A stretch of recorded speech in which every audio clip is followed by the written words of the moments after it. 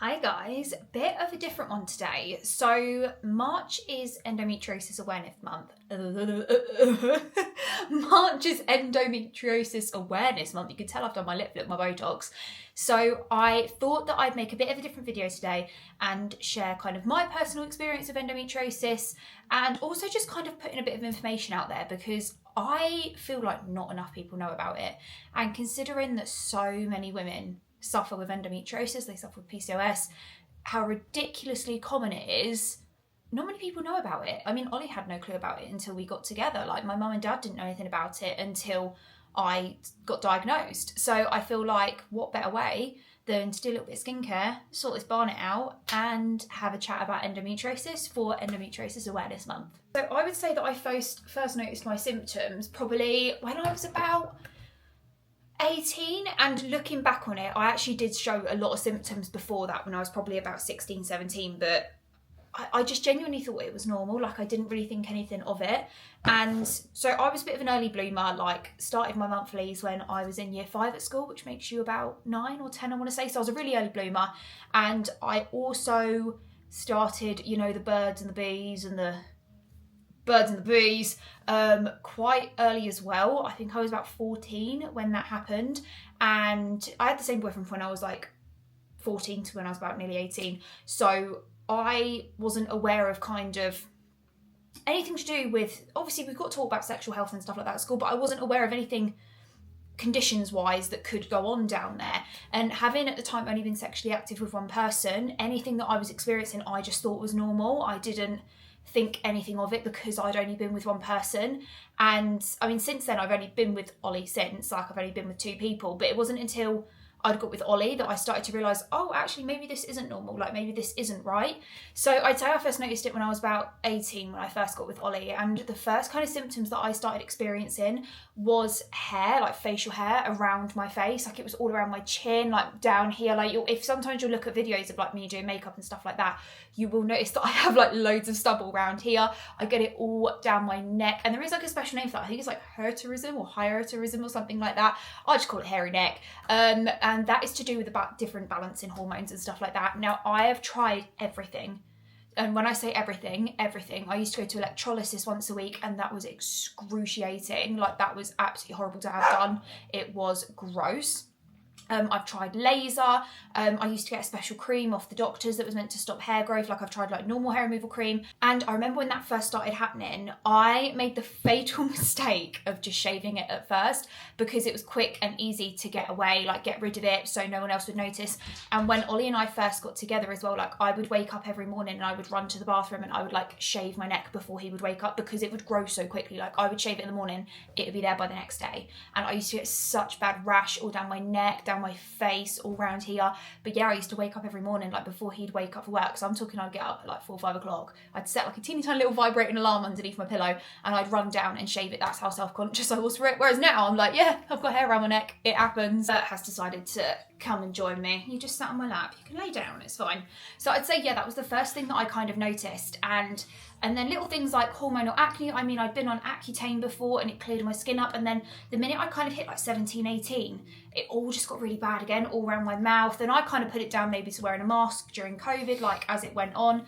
But it kept getting really bad, and it was like cystic lumps underneath my skin. But it was literally just around my mouth, like round here. It was never on my forehead, it was never on my cheeks, it was all just around here, which obviously was because of the hormone difference as well. So after that, the next kind of symptom that I really kind of noticed was pain and like bleeding during intercourse, which I had again experienced a few times before when I was younger, but again, having only been with one person, I really thought that was normal. It obviously isn't. So if anyone's experiencing that, please get that checked. Yeah, I just thought it was normal at the time. And then it wasn't until I was with Ollie, it really got severe, and I would literally like, deed would be happening and I would literally be curled up in a ball crying at the end of it because I was in agony and I'd just be bleeding so much. And the amount of times I went to the GP and I just didn't feel heard, like I I didn't know how to be an advocate for myself, which I think was my biggest problem. I didn't know how to advocate for myself. So I was going to the GP with all of these symptoms on top of like the irregular periods. And then when I was on my period, the pain that I would be in, I would literally be like doubled over. I'd be being sick, which obviously again isn't normal. But the amount of times I went to the GP and it just got brushed off as like your hormones are changing, like it's just a period. I felt so gaslit and unlistened to. And I never really knew what the word gaslit meant until looking back on that. I was like, oh no, I was gaslit. I was definitely gaslit during that period. And I never really even noticed it. And even things like bowel problems, like I was having really bad bowel problems where I wouldn't go and for like 7 to 10 days, and it still happens now. And then I'll go to the toilet like 7-8 times in one day to the point where the toilet bowl just filled with blood. And again, that got put down to, oh, it's all right. It just kind of got brushed off. Like I was constantly ill. Like the bloating that I had was absolutely ridiculous. But yeah, for a couple of years, I wasn't listened to. I was gaslit. And then it wasn't until I want to say around 2020 that I booked in, because I was like, I need to see a doctor again. Like this isn't working. And you could tell like when you'd ring up the doctors, like the receptionists, like the minute they see your number come up and they like click on your profile, they probably think, oh my God, what a time waster. But I was just like, I'm in agony and I don't know what to do. So I went and saw this locum doctor, who was absolutely lovely. She was incredible. And I just sat down with her and I just went through everything. And do you know what? She was the first doctor to actually just stop and listen to me. And I know that GPs are only meant to have like 10-minute slots, but she just sat and she just listened to everything that I had to say. And I thought, oh my God, like I'm actually being taken seriously. I just burst into tears. Like I absolutely burst into tears. And she was like, right, okay, like we need to get this sorted. So she literally put through, and this was 2020, just before COVID, around COVID. And so she put in an urgent referral to Milton Keynes Hospital to gynae, like done what's done everything. And that referral came through for March 2024. That's how in demand the gynae services were. And at that point, I was literally like, I'm never going to get sorted. Like, it's just, I'm going to be stuck with this. So it got to, I want to say, a year or two later, and I was going to uni and I was in so much discomfort. I was just in so much pain. I was constantly ill, constantly sick. And it took such a toll on me mentally that, hello, okay, you can't get up there. You can't get up there. Can we get down? Go on then, down. You get, good boy. Took such a toll on me mentally that I know I'm in such a privileged position to be able to say, oh, I went private, because I know that not everyone is in that position. I'm so aware of that. And my mum and dad basically turned around and were like, we can't send you to uni being like this. Like, we can't knowingly send you across the country knowing you're in this much pain when we're quite far away. So they sent me private to go see a gynecologist, and I saw a lovely doctor called Dr. Hannah, and he literally listened to me straight away. Like, he didn't dismiss anything I said, and he just took it seriously. And I thought, do you know what? Fair enough. Yeah, within a matter of weeks, I'd had my scans, my surgery, all my blood tests, and the surgery came back that it was like on my bowel, my bladder. This is endometriosis. It was on my bowel, my bladder, like on my ovaries. And I literally sat there and I thought, because it wasn't showing up on the scans. Endometriosis doesn't show up on the scans a lot of the time, which is why a lot of females will be told, oh, there's nothing wrong with you. Your scans look okay, but a lot of the time you need surgery to identify that it's there. So having had that surgery and them say, actually, yeah, it is there. Oh my God, the weight that was off my shoulders, not the air, because the air in my shoulder was absolutely killing after surgery, but it felt so much better. Like, don't be wrong, you still kind of deal with it after. Like, I still have endometriosis. Like, it is, I know it's growing back. I can tell it's growing back because my symptoms are getting bad again. And like, I'm not in a position to pay to go private again because all the money went on the first lot. So I think it's still a case of just waiting. And a lot of things people don't talk about with endometriosis is like, and again, I was diagnosed with PCOS at the same time, so I know it is a bit of a double whammy, but they don't talk about the long lasting effects, say with like fertility and mental health. And do you know what? One of the things I really suffered with the most was hair loss. I used to have such long curly hair like down here, and it was just so thick. And it was like, one thing like my mum and dad always said, like when I was little, was that I had the most gorgeous hair. And then all of a sudden it just started falling out. Like they tried to tell me that I had alopecia areata, that it was just so fine and it was coming out in like clumps in the shower. And like, we tried everything that you can imagine. I've tried for my hair, like I've tried it. And even things like styling tools, like didn't put heat on my hair for like a year and my hair was still falling out, and I was like, oh my God, what do I do? And to be fair, it is a lot better now. Like, it is so much better. You can still see parts of my scalp, but my hair is probably in the best condition that it's been in quite a while. But I remember there was at one point, where did we go? Was it Antigua? A couple of years ago, and I didn't have my extensions in, and I remember I slicked my hair back in a bun, and I think, was it Ollie? Ollie turned around and was like, oh my God, Regan, like, I can see your scalp. And I was like, cheers for that. And then I'll have to find the photo and see if I can upload it. But I remember looking to the side, and it literally looked like I had 3 strands of hair just across the side of my head, because you could just see my scalp underneath and there was just no hair. And I had the teeniest, tiniest, I looked like Pepper off of American Horror Story, and I had the tiniest little like bun at the back. And I was like, oh my God, no. I genuinely, like, I went through a phase of wearing wigs. I went through a phase of just absolutely piling on extensions to my hair. Don't get me wrong, I love a bit of extensions. I go through phases where I want to have short hair, then I want to have long hair. But it got to the point, I remember I was with a group of my friends at the time, and we went to the Prince in London, and I just felt so self-conscious about how thin and horrible my hair was that I wore a wig there. Like, I physically wore a wig to the Prince. Was it the Prince that we went to? It must have been. I think it was somewhere there. And I just felt so self-conscious. I felt like everyone else was looking at me and was going, oh my God, look at her hair. They probably weren't. They probably actually didn't notice and didn't care. But I think that's another side effect of kind of endo and PCOS that people don't talk about, is the hair loss. Like, you gain hair everywhere else, but you just lose it on your head, which is just the most bizarre thing in the world.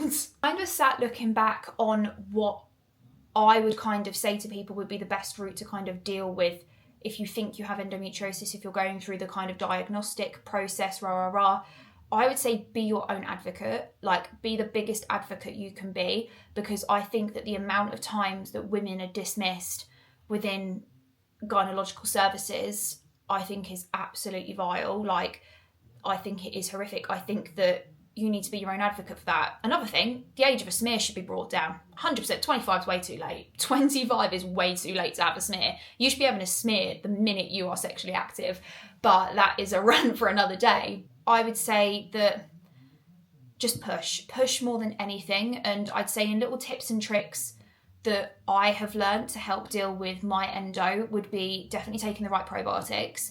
So in terms of the bloating, I used to get really, really bad bloating. The probiotics that I have found to work the most for me would be the Boots Max Strength probiotics. They are fab. I really, really like them. Simprove, I always go for mango and passion fruit. And also JS Health, they're really, really good as well. So I would say those are like the 3 main ones that I would take. And that has helped massively with my bloating. They tried saying going gluten-free and stuff like that, but I personally think that's a load of crap. I don't agree with that. And also gluten-free is expensive and everything tastes like paper. It tastes like cardboard. I would say definitely probiotics. I would say in terms of the hair around the face, the only thing that I found kind of worked for me was laser, but then the minute your hormones change, your hair growth changes again. And also dermaplaning. I know there was the whole like Molly May effect thing where she was like, oh, my hair grew back thicker with dermaplaning. I do that for a job, it doesn't grow back thicker. It does not grow back thicker. You're just more aware of it because you've had the treatment done. So, which I completely understand. Your hair does not grow back thicker from dermaplaning. It doesn't. You're just more aware of that hair. So you automatically think it's thicker because you're more aware that it's there, whereas before you weren't. If that sort of makes sense. I would say also make those around you aware of what you're going through. Like, I have educated Ollie to the max. So I had an endo flare up last week before, and it's the first one I've had in months and months and months. And I just texted Ollie and said, look, this is what's going on. Thank God it's my day off work. I spent the whole day in bed. And he came in, and straight away when he came through the door, he went and done me a hot water bottle, came in, brought it up, and he brought me a little chocolate bar as well. And I was like, oh, I'll get up, I'll do dinner because I've been at home all day. And he was like, absolutely not, lay back down. Like, he just finished a 12-hour shift, came in and done dinner. I felt so guilty. I felt so bad. But Ollie was like, absolutely not, because you're not well. Like, you go back to bed, you're not well. And I was like, okay, cool. That's told me twice. Okay. I would always say have like a little hot water bottle on hand and stuff like that. I used to get one that was like Velcro and it'd wrap around the back. And I used to literally, I'd go to uni with it on. Whenever I had like a flare up and stuff, I would literally take my big hot water bottle, wrap it around my waist, Velcro it at the back, put a big hoodie on over the top, which is fantastic in the winter. But I used to just sit in my lectures and my seminars with this hot water bottle on my tummy, because the pain used to be mad. I also found that wearing tampons is really, really painful as well. I'm not a tampon girl. It's good when I go to the gym, but I find them so painful and so uncomfortable to wear. And it is growing up enough. It's just they hurt when I wear them. So I'd say I'm more of a pad girl. more than anything. So just making sure that you find the right pads, sanitary products that work for you as well, that they're not making you feel uncomfortable. I'm the biggest advocate for period pants. Like, not like your normal granny pants, like actual specialised period pants. I swear by them. So when I'm on my period, I probably like have the worst BPL on earth, but I get like the Primark period pants and I wear them with a sanitary pad on top just for that extra security. I have got a VPL when I'm walking out and about. Ollie says I have, and I'm like, do you know what? I'm comfy, and I know that I'm like in the clear in terms of like leakage and stuff. But I think period pants are like the best thing on the planet. I'd say my favourite ones are the Primark ones. Where did I get some from the other week? It might have been M&S that I got them from, and they were really good as well. So I'd say just make sure kind of you use the sanitary products that work for you as well.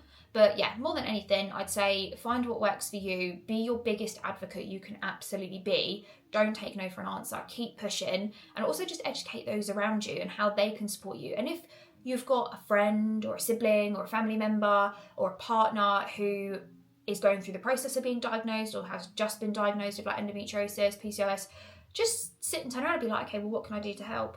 What can I do to help you? Like, or just educate yourself. Like, I remember when I got diagnosed, Ollie used to literally sit for ages and just Google everything. Like, he was making me these super green smoothies in the morning and was like, you need to be eating this, that, and the other to like help. And because that's all he could do, so he really kind of took that and ran with it. Like, I was eating good for a while. He took that and ran with it. And I think that as someone who maybe their loved one is going through that, then just see what you can do to help. Or simply just ask, how can I help? And I think that is the best way to kind of go about it. And don't think that, I make it sound so dramatic, like it's the worst thing on the planet. It's like one of my friends was recently diagnosed last year, I want to say, with PCOS endo. And she was like, I'm just so upset, like I don't know what to do. And I said, okay. I said, it is. I remember when I first got diagnosed, I cried because I thought it was like the end of the world. Like, I was like, I've got this condition, I'm not going to be able to have children, rah, rah, rah. I was just in tears. And having had it for a few years now, like I can wholeheartedly say, like, it's okay, like you're going to be fine. Like, you may struggle to conceive and you may have to go down alternate routes, but that's something to look at in the future. It is bearable. It's something you can live with. It makes things a little bit more difficult sometimes, but you can live with it. And there are ways and means that you can adapt and help yourself. So, like, we'll explore those together. Like, however we can help, we'll help. But I think more than anything, it's about raising awareness, because there are some really good charities for endometriosis and stuff like that, because it is bloody painful. It's in like the top 20 painful conditions or something like that in the world. It is bloody excruciating at times. Like, you're in so much pain, you just vomit everywhere. It is excruciating. So I would say, yeah, just be your own advocate. Just help those around you and listen to your body more than anything. I was going to do skincare while I was talking about all of this, but I kind of got so in the groove from it that I just ended up chatting for ages. But yeah, with this month being Endometriosis Awareness Month, that's kind of like my little story, and I would love to hear other people's. I would absolutely love to hear other people's stories, because so many females suffer with this. And you'd actually be surprised. Like, if you asked your group of friends, how many of you got PCOS? How many of you got endo? I guarantee probably more than half would actually raise their hand in that room and say, yeah, I have. Or they have it and it's not diagnosed. But yeah, thanks for watching. I really enjoyed this one. It was a really chatty one.